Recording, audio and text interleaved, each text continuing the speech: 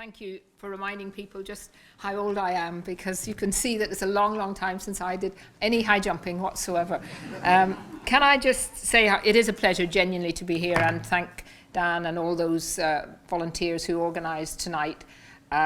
We had a great time out just before we came here at the station, leafleting with the leaflet, which is all about your local hospital, which I think a lot of people took, and then presumably when they were sitting on the train or whatever would be reading it and discovering that it was actually about the EU. But it is so important that as has been, as Royston actually said, you know, this is the moment. This is what many, many of us have been waiting for so long. And we have a once, I hate the expression, but once in a generation opportunity to really get the message across that this is the time to leave the EU. And I am very, very pleased that we are working with Vote Leave and then the other campaign, Leave EU, that everybody at some stage will all come together. We're all working hard on a cross-party basis because it's so important. We will not win this, as Dan has said, without people from all over the country, all over the United Kingdom, who have different political views and all getting out to vote on the day. Now, I just want to try and explain a little bit about the Labour Leave campaign and why there is a very distinguished and indeed historical reason for people on the left. And I'm not going to ask how many people here see themselves on the left, but there is a very good economic, political, social reason why anyone on the left should actually want to leave the EU. Vote Leave, Labour Leave, which we have now set up, is a small, perfectly formed, very well organised group with a small number of MPs at the moment, but I have to say growing week by week, because the Labour Party has not had a debate on the EU forever since it was started. Once we go back looking to the history, when we originally joined back in 1973, the Common Market, the organisation that we then voted to remain in 1975 was actually campaigned against by very, very senior members of the Labour Party, people who we all will know the names of, people like Gateskill, Foote, Tony Benn, Barbara Castle, you know, really solid Labour figures who felt then that there was something totally undemocratic about the EU, or the Common Market as it was then. When it was first created, it was actually the left right across Europe who opposed it most. And Tony Benn said when it was first started, he called it a coup d'etat by a political class who did not believe in popular sovereignty. And I believe that 40 years on, it's that very same political class, an establishment of, you know, a word which will be used more and more, but is actually a word that sums up very, very well the kind of people who are forcing and want to see an ever closer union. An establishment of the elites in the 27 other countries who now dominate the EU. I think that it was a clear objective then of those architects of the Common Market to diminish over time the role of democratic governments and hand over real power to the private corporate world. And we're seeing that today with the TTIP negotiations with the United States, where quite honestly, how anyone in the Labour Party or on the left many of them will say they're opposed to TTIP because they think that it could end up with leading to privatisation and leading to not so much privatisation, but the feeling that our parliament will be even less involved in decisions and that democratic governments will be completely overruled, and that the private sector would actually, private companies would have actual powers over elected governments. So I really can't understand why anyone in the Labour Party who is opposing TTIP doesn't see the logic extension of that actually the EU is what the real enemy is when it comes to that area. Now, I'm very, you know, I like Europe, as lots of people say. I get very cross when people refer to the European Union as Europe. You know, we want to come out of Europe. Very clever that the Stay In campaign have got their title, Britain Stronger in Europe. well, you know, the idea that we're going to be pulled away from Europe, that we're no longer going to be part of Europe. But it's a very clever dodge. They want to use the word Europe all the time rather than the EU. And of course, the EU represents a very small part of the whole of the European continent. So, and I want to see, as I hope everyone here would want to see, the end to that artificial bureaucratic organisation, and actually having a situation where we can trade and work with and cooperate with other countries the way that we can do at the moment with countries outside the EU. And, you know, I know Dan will go into the whole economic argument a great deal more than I would, but, you know, it really is important that we remember that when we joined with 9 members, they had 36%, represented 36% of the world's economy. Today, with their 28 members, it's 17% and it's falling. So those people who say, you know, this EU is this hugely important, amazing organisation that's bringing together 28 countries, actually it is a shrinking market. It's downgrading all the time, forgetting what's going on at the moment with those countries in the Eurozone and the way some of those countries have been treated. It is a failing organisation, and why a country like ours would want to stay part of it, I just do not understand. Now, I said about the left-wing case, and you know, there are a lot of, when I've done debates with some of my colleagues, and I have to say the trade unions now are beginning to get organised on this. The trade unions for a long time, again, had a very pro-EU position. Their attitude was that, you know, because of what the Thatcher government had done in terms of trade union rights and social rights, and that there was a sort of social Europe, which really was what we wanted to be part of. And of course, what we've seen over and over again now, that all those benefits that people on the left would say we got in terms of trade union rights and various work institutions, which have meant that we've been able to have a very, very good situation for people at work. That is now beginning to erode. But also the idea that if we were to leave the EU, suddenly those laws wouldn't exist. They're enshrined, most of those, in our own law. So we wouldn't suddenly lose rights that are there and have been built up. And it would have to be a new government who would want to take them away. But, you know, if we look at the actions of the EU, and particularly the European Court of Justice, then I think that anyone will see that there's actually day by day very big hammer blows being made to workers and workers' rights here in the United Kingdom. All the talk about zero-hour contracts, those were promoted under the EU flexible labour market rules.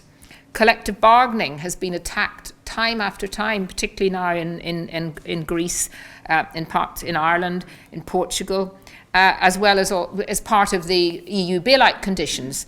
So, you know, the EU didn't shrink from attacking workers when it was in their interest to do so. You will all, or some of you will know about the Viking Lane case in the European Court of Justice, which threatens to impose lower wages than the UK minimum wage, allowing companies using a headquarters address of convenience somewhere in Poland or Romania to use their minimum wage and to reduce the minimum wage here in the UK.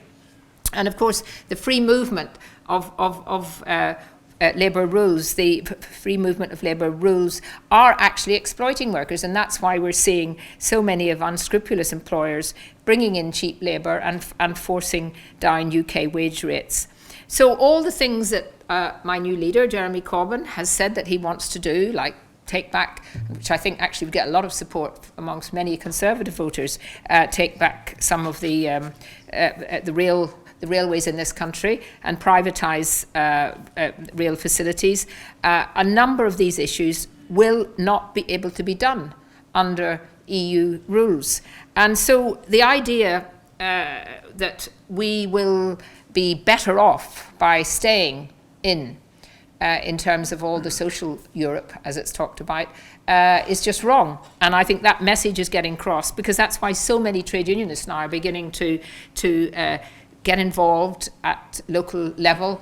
Some of them are more quiet than others. Some of them are not quite raising their heads above the parapet yet, but it is growing. And I'm absolutely certain that by the time we get into those few months before we have the referendum, then they will be men in their thousands with us, and that the leaderships of some of those trade unions will have come over to be calling for a vote to leave.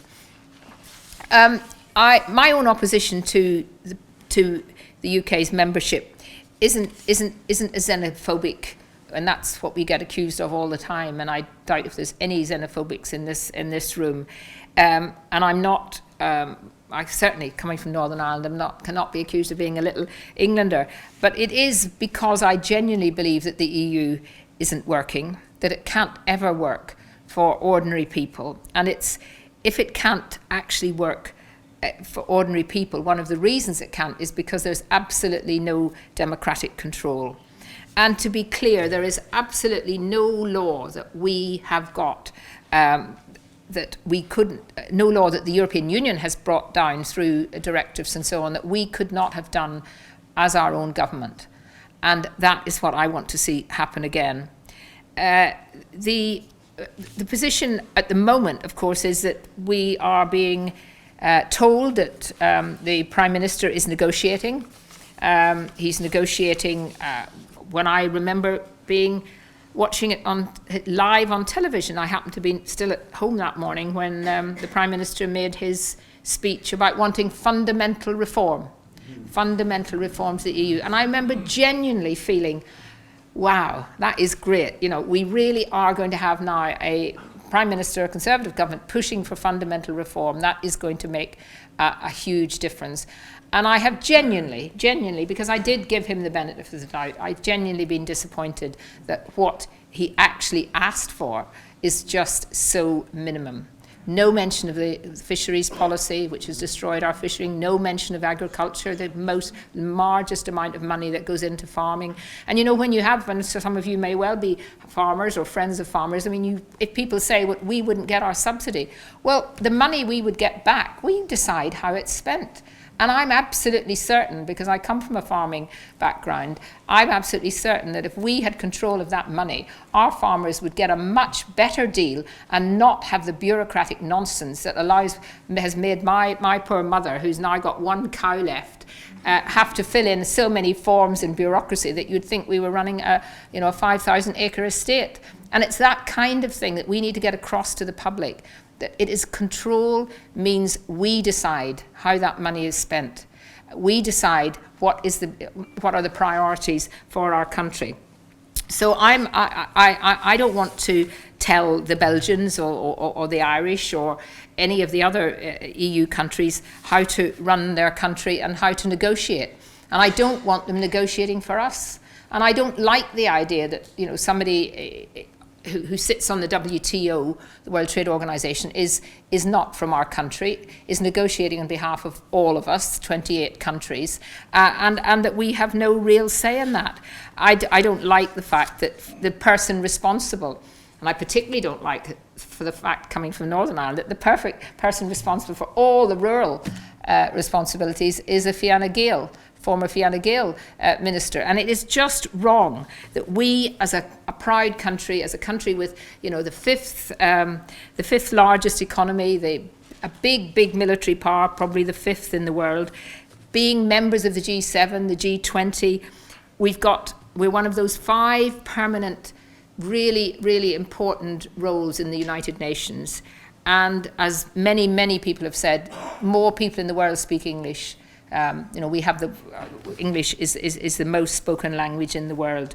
So we really don't need the EU. And our message has to be that we can do so much better out of the EU. We can do so much more for democracy that would give us an emancipation and a freedom that would actually, I believe, revigorate politics again in this country, because most people believe that Parliament now is practically useless when it comes to legislation, and that we are very much a sieve for everything that's happened in the EU. So as far as I'm concerned, we will be doing our bit in the Labour Party to try and get the party to move away from that kind of automatic situation where nothing has been able to be provoked or talked about what's wrong with the EU. We tried first to call ourselves Labour in Britain, Mind you, I don't like the word Britain because that excludes Northern Ireland. That's why I always refer to the UK.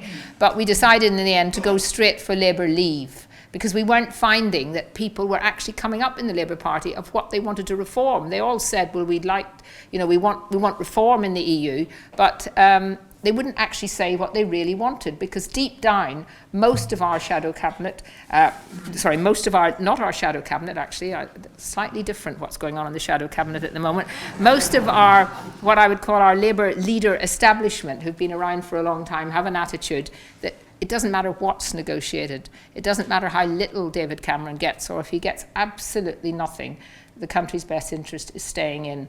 Well, that is being rejected now by more and more of our members. So I'm confident that we will get changes, and we are going to have to make sure that we get out there around the country working with all the other political parties. And, I think, again, it's going to be terrific. Just at the station there tonight, I met UKIP members, Conservative members. I met people who'd been in UKIP, people who'd been in the Conservative Party, people who'd been in the Labour Party. It is absolutely a brilliant opportunity for all the political parties at the grassroots level. And that's where I think we're going to win this. We're not going to win it by just using Twitter and just using the social media and just using even the newspapers. We're going to win it by hearts and minds out there in the country, and that's what we've got to do. And all of you here who want to leave the EU, there may be only a short time. We may have a year, we may have less. You have to do your bit as much as possible, because don't think that the effort you put in and the time you spend will not make a difference. It really will. And I do believe, just ending, that it's time for democratic governments across the EU to reclaim that power back from Brussels and begin to represent the real interests of their people. And we here in this country can lead the way. I love my country. I love the United Kingdom. I have confidence in our ability to be a self-governing nation again. And this referendum gives us that chance, and we must not let it pass. So let's make it happen, and let us rejoin the rest of the world. Thank you. You didn't frankly have the balls to put country before party.